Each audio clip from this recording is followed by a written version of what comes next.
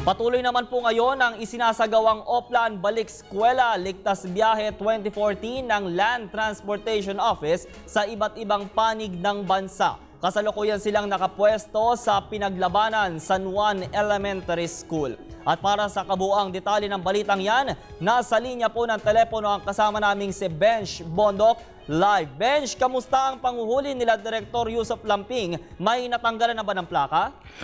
Julius, patuloy nga ang pagtiyak ng mga ahensya ng pamahalaan sa kaligtasan ng mga nagbabalik eskwelang estudyante. Alas 6 ngayong umaga, nagsagawa ng operasyon ng Land Transportation Office bilang bahagi ng Oplan Ligtas Balik Eskwela 2014 sa bahagi ng pinaglabanan sa lungsod ng San Juan. Pangunahing layunin ng ahensya ang kaayusan at kaligtasan sa lansangan. Pinaigting pa nito ang kampanya laban sa overloading at mga kolorom na sasakyan. At katulad nga ng nabanggit mo, Julius, sa katunayan, nasampulan ng isang pribadong van na nagsasakay ng mga pasahero.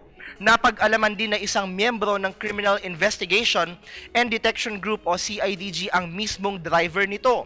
Bukod pa rito, walang maipakitang lisensya ang naturang driver nang hingin ito ng mga otoridad. Hindi rin pinalagpas ng mga otoridad ang mga motorcycle rider na walang helmet. Paulit-ulit na paalala ng LTO sa mga commuter, huwag tangkilikin ang mga kolorom na sasakyan dahil walang insurance na makukuha mula sa mga ito sa oras ng aksidente. Ayon kay LTO Law Enforcement Service Director Muhammad Yusuf Lamping, malaking multa ang naghihintay sa mga mahuhuling kolorom na sasakyan. Magpapatuloy ang naturang operasyon ng LTO hanggang sa susunod na linggo kung saan inaasahan naman ang pagbabalik eskwela ng mga estudyante sa kolehiyo at sa mga pribadong paaralan. Yan ang pinakasariwang balita mula dito sa San Juan para sa Telebisyon ng Bayan, Benj Bondok.